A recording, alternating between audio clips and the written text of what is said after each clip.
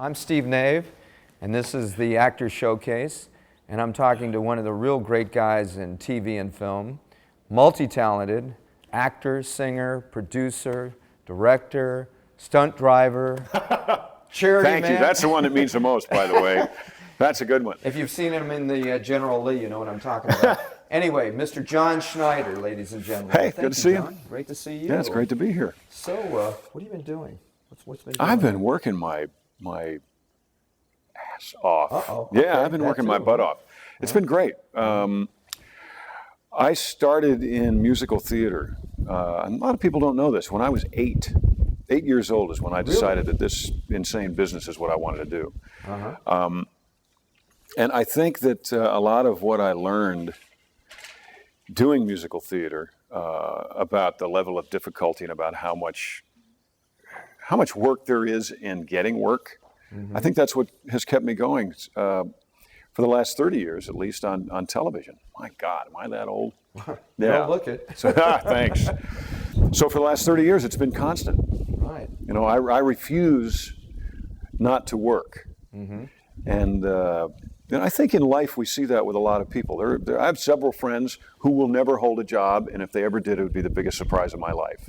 And then by the same token, there are people who will never be without work. And I think that there's something in there that's not talent necessarily, or not talent as people generally label it, but people who are tenacious. They will not be without work. I'm one of those people. I don't know if I'm any good. You're very But good. I know that I will not. Well, thank you. But I know that I will get a job. I will keep a job, and I will be one of the few that continue to work for the rest of my life, because I can't imagine being without one. Do you work the business side? I mean, are you actually concentrating on business, or do you just Yeah, think yeah. that work begets work and you're always working? No, I don't. I think work begets work is actually not true. I don't think that's true. I used to think it was true. They also say, you know, it's who you know. It's not who you know. It's not who you know. There's something about some people. You'll walk in a room and they'll say, that's the guy. Right. That's the girl. I don't know if it's personality. I don't know if it's passion. I don't know what it is, but there's something there that is not just your ability to perform in front of a camera. Of course, your first big part that I know of was Dukes of Hazzard. Right. You were a very young guy. Did 18. you actually fib a little on your age? Did you? Oh yeah. Well, again, the audition was for people 24 to 30 years old who were from a farm. They didn't want actors. They didn't want song and dance man. They wanted farmers. And at that point, I was in Atlanta, but I'd only been there a short time. And I was 18 from Mount Kisco, New York, which is Westchester County, New York. And most people think you're from the country, and you've portrayed that so well that everybody thinks that's where you're from. I know, but the thing that the razor blade in that apple for me is that if I was from Snailville, Georgia, which doesn't exist, but let's say it did. If I was from there and I had grown up on a farm and my first job was playing a New York cop, I would be considered an actor. Now, I'm from Westchester County, New York, and my first job that people remember was me playing a hillbilly on a dirt road, which for some reason doesn't make you an actor. Well, The hell is up with that? Well, I don't get that. You've misproved that for many, many years. Well, thank you. I'm saying that because a lot of people think, especially new people trying to get in the business or people with aspirations to do this, that once you've done it, it's easy. I think actually once you've done it, once you've hit a home run, it's harder. It's harder because the expectation or the notion that people have about who you are is so ingrained in them, and most of the time so incorrect, that that's a bigger struggle than coming from nothing to something. I think is a bigger struggle. Wow.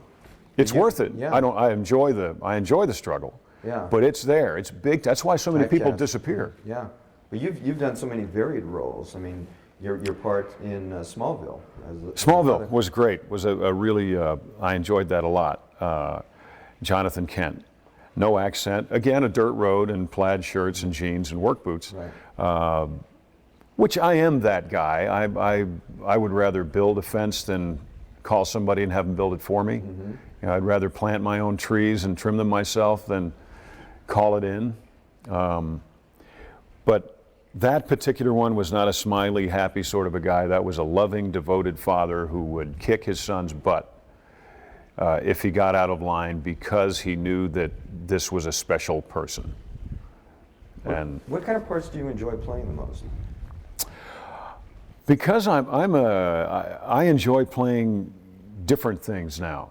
I'm 49 years old. I've gotten to play a big porn producer on Nip Tuck. That was fun. Right, yeah. Ram Peters. That was fun. Was that the character? That was my name. Yeah.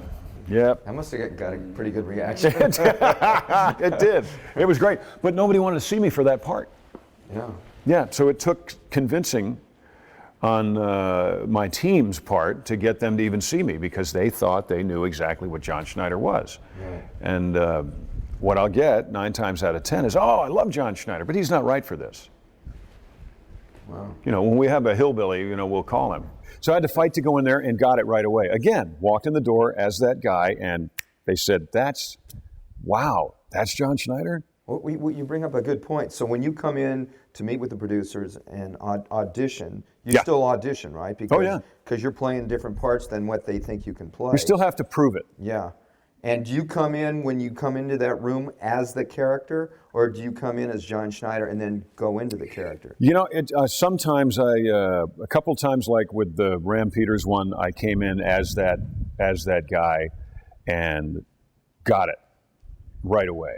Another time I came into a show called Dirty Sexy Money. Same thing. Came in and was very touchy-feely. I'm a handsome, well-dressed congressman who at the beginning of it we find out is gay.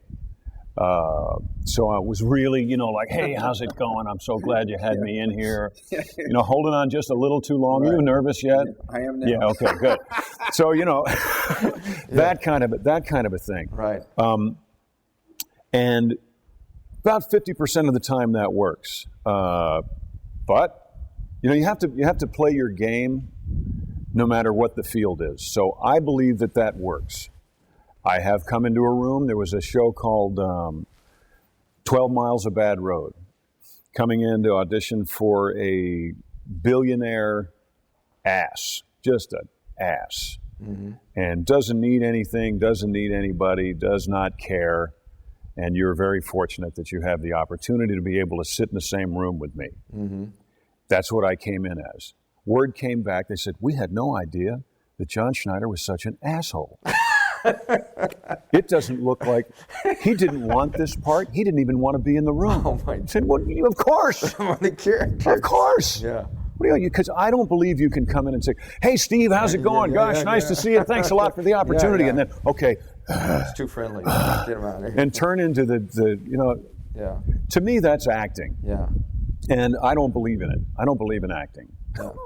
I believe in being. Right. I believe in listening. And then I believe in reacting to whatever it is that you just said. Right. And when you see that cut together on film, it's real.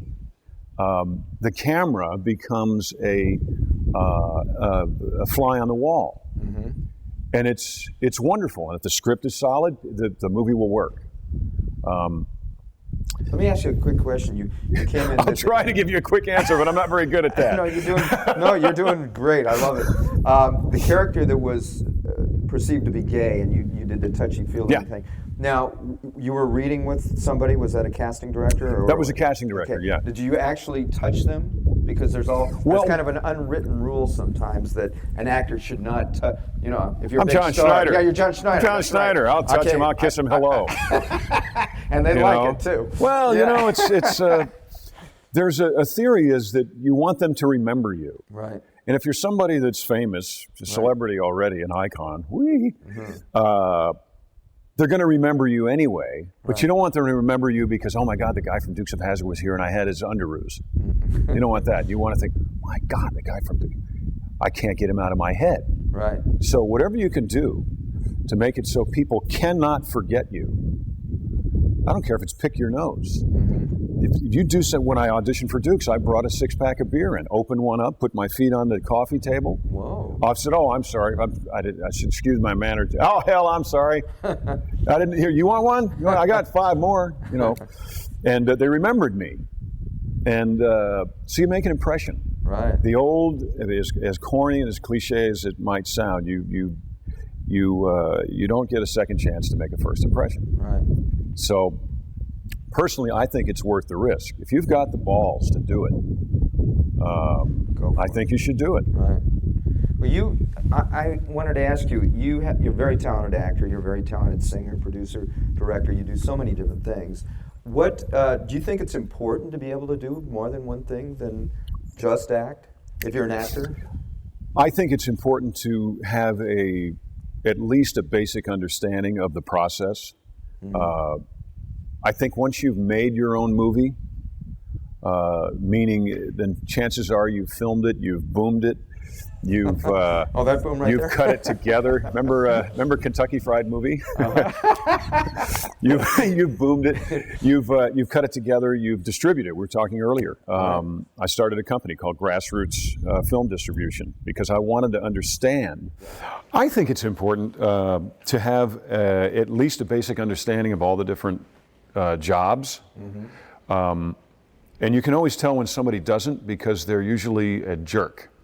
You know, they don't understand. Levi. They don't. No, actors, I think one of the most damaging things that can happen to a human being is to become a successful actor without having to pay your dues.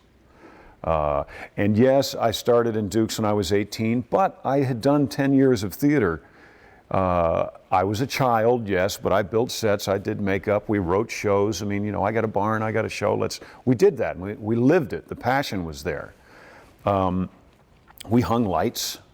So later, when Dukes started, I had one moment in the very first episode of Dukes. I'm cutting a piece of wood with a saw, and I'm moving around a lot. And the operator, DP Bob Jessup was his name, cut and said, "Could you kind of don't move around that much?" And I didn't. This sounds arrogant. I did not say this in an arrogant way. I said, Isn't it your job to follow me? And he said, "Yes, it is. It's my job to follow you, but it's your job to make my following you easier." I thought, okay. So that's what I did. And from that point on, I wanted to know as much about why the light's there, why the boom is there, what trimming an arc in those days, what did that mean? What the makeup was about, why that color, you know, why does it look like that if it's inside, why does it look like this when it's outside? So that later on as a director, I would never accuse somebody of wasting time or of not doing their job unless I was right. Mm-hmm. You know, I'm not timid. Mm-hmm. If somebody's yanking my chain, I'll say, "Let go of my chain." Mm-hmm. You got one more yank on that chain, my friend, and then you're out of here. But I don't want to do that. I don't want to be incorrect. Mm-hmm. So because of that, I'm a very efficient actor. I'm a very efficient director. And I love it. It's why acting and directing something that I'm in is actually my favorite thing to do. I was just going to ask you. Yeah, and even better, there was something I did last year on Catalina Island where I was a director, I was an actor, and it was about a band on stage. So I did get to do my music. Wow. It was great. The only thing that could have been better would have been if there was like a chase in the car on the way to the studio to record. Right. So it was great. How do you differentiate, though? I know Clint Eastwood can do it, and Mel Gibson can do it, but I mean, not a lot of actors can do that. Well, I think if you've been doing it a long time, you can't not do that. Mm-hmm. You know, you get to a place, stage actors will know exactly what I'm talking about here. After a certain number of performances, you get to a place where, yes, you show up on time, yes, you're on your mark on stage, yes, you're saying your dialogue or singing your song, but there's another voice inside that one night says, "Hey, psst, isn't it cool that you're doing this?" And you know, and you're singing it, and the voice is going, "Yeah, but this is really great because you know, You were working on your car in the driveway, right? And you're singing and you're saying, shut up, shut up. Oh, and then there's another guy over here that says, you have to be a little bit crazy. The other guy over here that's saying, dude, this is great, because you're having an argument with that guy over there. Oh, man. And then you're telling him to shut up, and you're still doing the comedy. John, How great is that? have you talked to a psychiatrist at all, John? No, I have one right here. But because of that, you do you do have to have the ability to be able to think about, like, I'm looking at you right now. I know where that camera is, and I know I know they've got this eye too. Okay, now they lost it. That's bad. But now they've got this eye, and I know where that camera is, and I know this isn't over the shoulder. Okay, and I don't have to look at it, and I know the little boom is there, and I know where your microphone is, and I know the lights are all good, and we're backlit, and we're kind of balancing the sunshine. You know, all the dog is there, and he had a cigar when he walked by earlier, which was a little strange. He's a well-trained dog. He just Did you see that? smoking. Did you see the dog walk by with a cigar? It's a new thing. He just started. So you have to be, John Wayne was aware of all that stuff. And I know that because Denver Pyle, who played Uncle Jesse on Dukes, told me that this was John Wayne was the consummate technical actor as well, which nobody ever talks about. Jimmy Best, who played Roscoe on Dukes, had a wonderful acting school. And he would tell people, you can act your ass off, but if you're behind a post or if you're in a shadow, nobody's ever going to see it. Or if you've knocked your microphone off, nobody's ever going to hear it. You're going to have to do it again. Your ability to emote doesn't mean anything if the technical aspect is not right. So the long way around the barn is that's also, all of that knowledge becomes at some point self-preservation. And I think those are the folks that make the best actors, really, because they're appreciative. And their appreciation comes from an understanding. Their understanding comes from an education. 30 years now, 31 years, I've been working solid in front of and behind cameras and under and on top of microphones, and I love every minute of it. I think the number one mistake I see in new actors, or actors at all, I've seen it in some people who've been around a long time, is that they over-prepare. They get so much information, they dissect every line of dialogue they're going to say to the point where they know which words they're going to emphasize, and it's just got to happen. And they know when to cry, and they know when to be upset.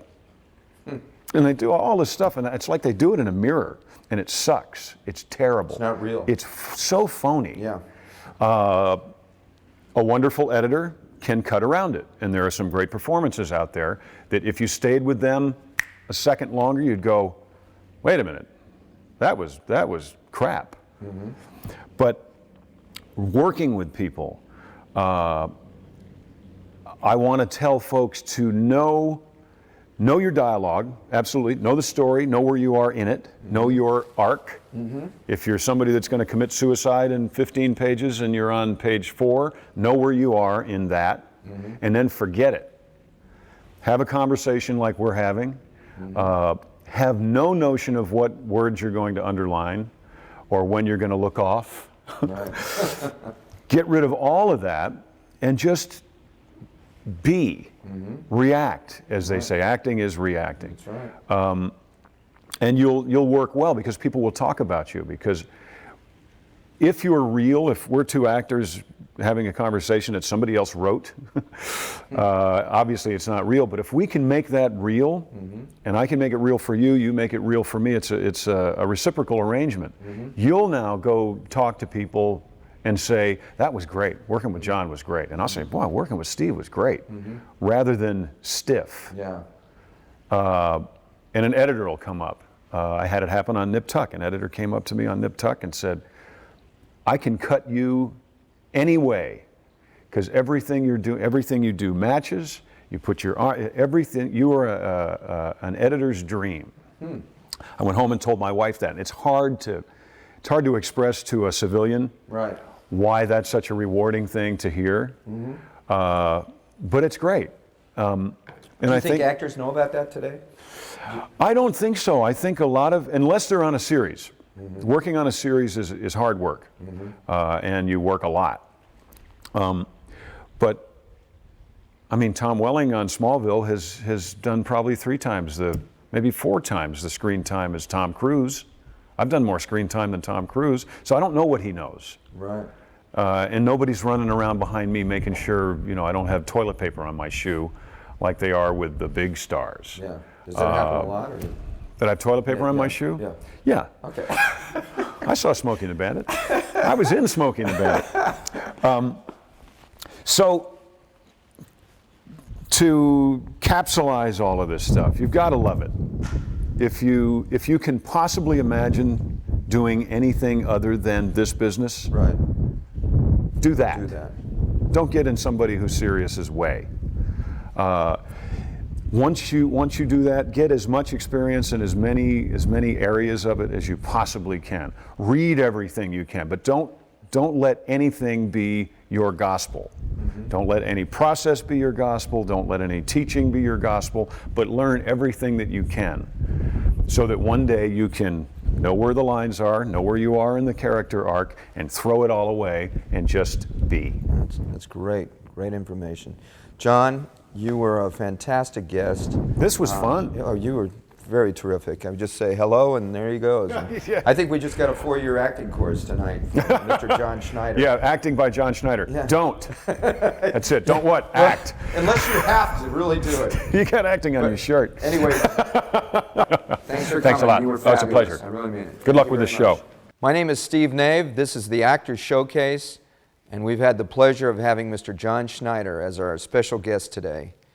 John is a writer, director, producer, musician, and let's not forget actor, terrific actor, and a real giver, someone who has given so much to charity. I don't think you can say more about a person than that. John, let's have you again real soon. This is Steve Nave with the Actors Showcase. Thank you very much.